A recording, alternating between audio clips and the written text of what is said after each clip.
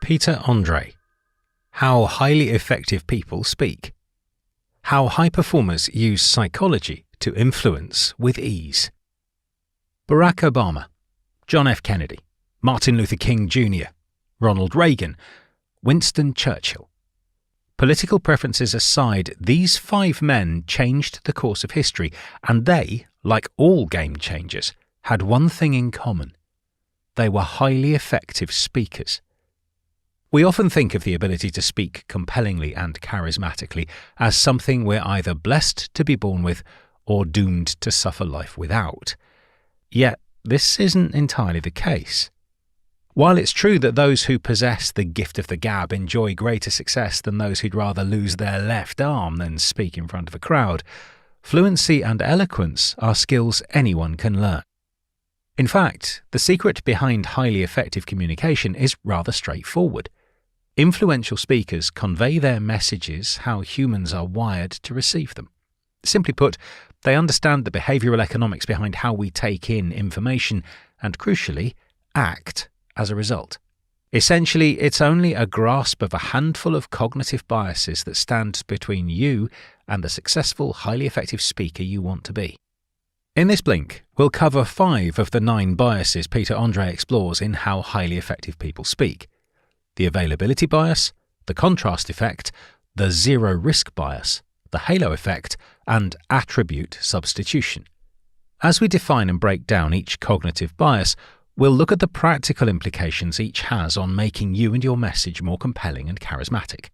We'll also refer to real-life examples to demonstrate how they've been used to considerable effect, again, political leanings aside, throughout history. While learning to master cognitive biases completely will offer the greatest bang for your buck, becoming proficient at wielding just one will separate you from the pack. Ready to join the ranks of highly effective speakers? Well, let's dive in. The availability bias. Imagine 2 people are asked, how likely are shark attacks? Instantly, both minds quickly scan their archives for any relevant stored data to inform their response. The first, remembering a particularly horrific incident they once saw in the news, answers, very likely. The other, not coming across any relevant stored data, responds, not at all. Objectively, the official statistic will rule one more correct than the other, but subjectively, both will believe their memories have steered them correctly. You see, we vastly overweigh the significance of information we can easily recall. This is called the availability bias. The availability bias means that even if we've encountered an objective statistic on a subject, it will do us little good if we can't recollect it quickly. Instead, our brains jump to a single, and therefore inherently limited, example, most likely a vivid or compelling anecdote. So what does this mean for effective communication? You can tap into the power of the availability bias by making your message memorable.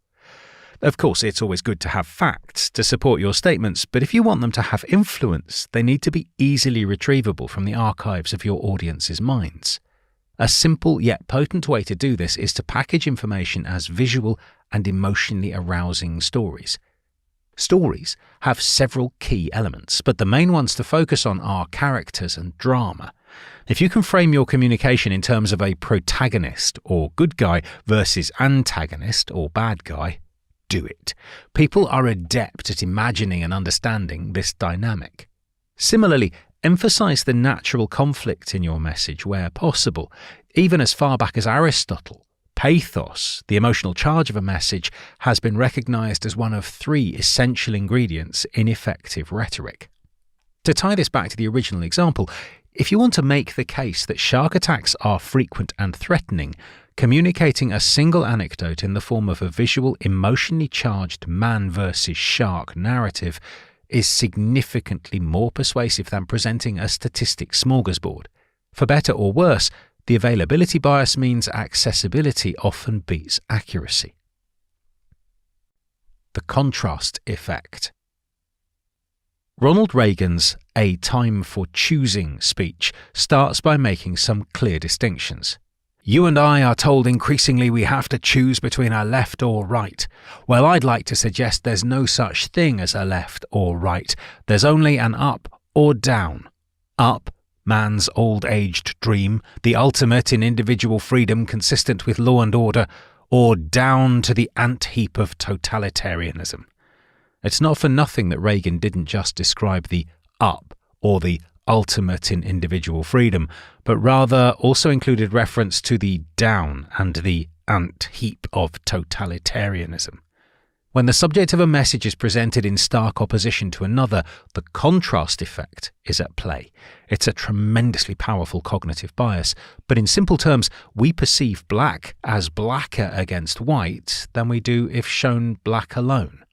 You might not agree with Reagan or his statements, but it's hard to argue with his ability to wield the contrast effect throughout his political career. One way you can hit the contrast effect yourself is by employing the same interplay of antithesis that Reagan's speech did. Up is portrayed against down, the ultimate in individual freedom against the ant-heap of totalitarianism. On the other end of the political spectrum, John F. Kennedy did this by opposing easy and hard when he said, "We choose to go to the moon in this decade and do the other things, not because they are easy, but because they are hard." Watch any political debate and you'll likely see this cognitive bias weaponized by one side or the other. Tied to this is clearly outlining alternatives to your recommendation. If you don't acknowledge other options, your audience may feel the information they're receiving is partial and therefore potentially untrustworthy. But by enumerating the alternatives, and crucially showing your recommendation far superior to them, your audience will feel they've had some autonomy in drawing their conclusions. People will voluntarily leap to embrace Reagan's ultimate in individual freedom if the ant-heap of totalitarianism is their only alternative. As with all communication strategies that tap into cognitive biases, the contrast effect can serve bad as readily as good. So it's extra imperative that positive forces like you are equipped to use it to maximum benevolent effect. The zero-risk bias. Imagine being offered two investment options. Option 1 has an expected return of $900 with a 100% success rate. Option 2 has an expected return of $1,100 with a 90% success rate. While most people will instinctively jump for option 1, you know selecting such opportunities based on expected monetary value, or EMV, is best practice. So quickly run the math. The EMV, that is return multiplied by probability for option 1, is $900, but $990 for option 2. The zero-risk bias accounts for why most people, albeit not you, fail to appreciate the increased EMV of the second option. You've probably heard humans described as loss-averse. Studies have shown that we experience twice as much suffering from a loss than pleasure from an equal gain. Our wiring is such that we disproportionately favour scenarios with zero risk over scenarios with a chance of uncertainty, even if the latter's potential upside is significantly larger. How many products and services have you seen offer a 100% money-back guarantee? This is a real-world example of the zero-risk bias in action. Because customers feel they can't lose, they'll choose this provider over a cheaper competitor without a guarantee. Yet this proposition is just as much a win-win for the business. Because the company will attract more higher-paying clients, they'll come out ahead too, even if they end up dealing with a greater return rate. If your message doesn't lend itself to this kind of guarantee, consider what other pledges you could make. For the most part, it'll be more realistic to point to ways your audience will experience zero risk than an inevitable outcome. So brainstorm what these might be. For instance, say you've started a new, exciting, ethical investment portfolio you genuinely believe will benefit all parties involved. In this scenario, a 100% money-back guarantee wouldn't make sense, and it would be unrealistic to suggest that ROI is assured.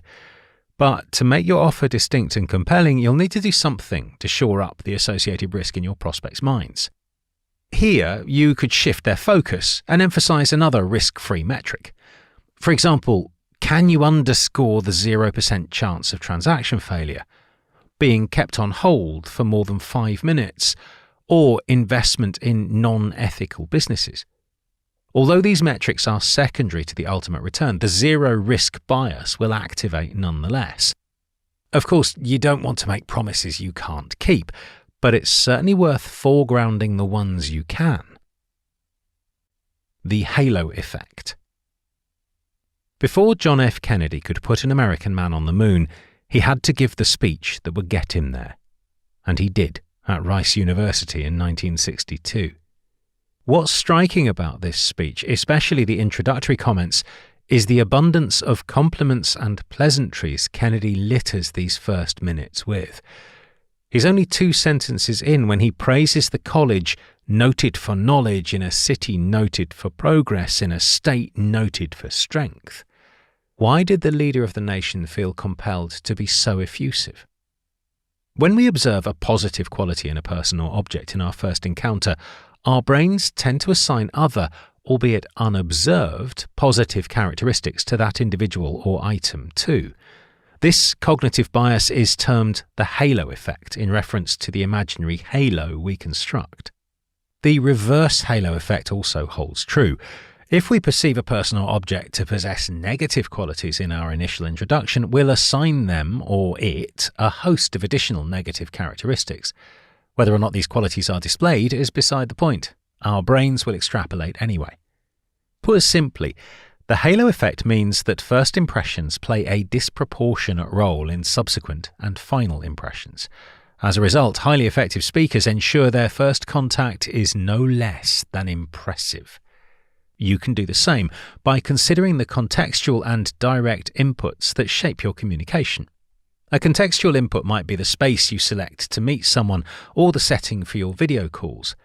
If you're presenting at a conference, you could arrive early to familiarize yourself with the room and technology, thereby coming across as confident and competent when you take the podium.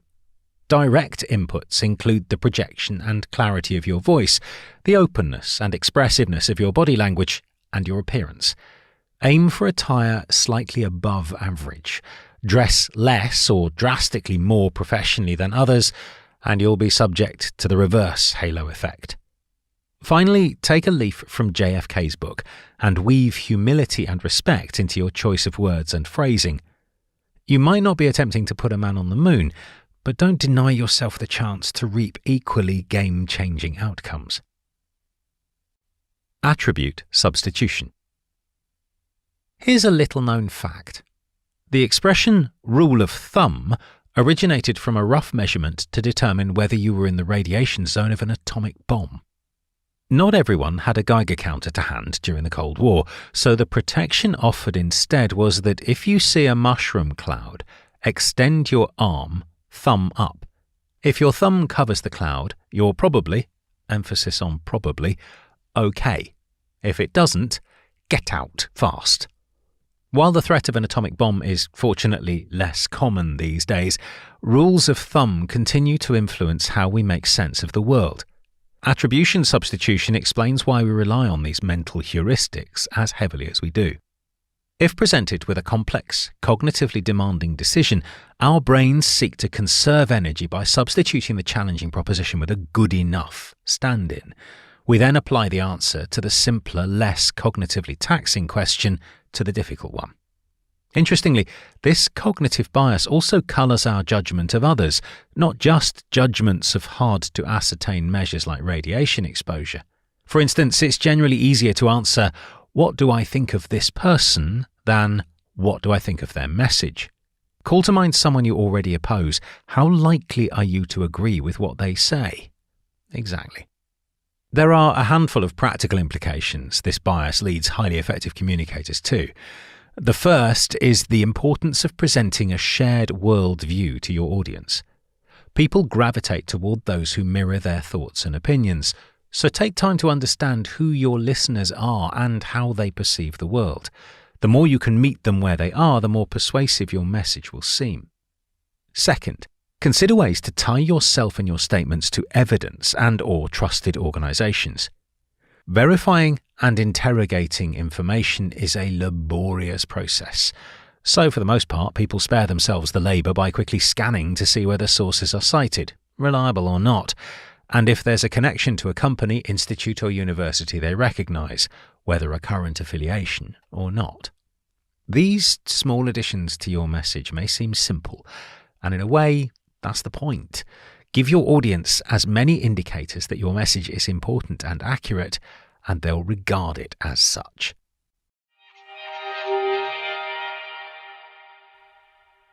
In this link to How Highly Effective People Speak by Peter Andrei, you've learned that effective communicators understand how humans naturally absorb information and speak accordingly.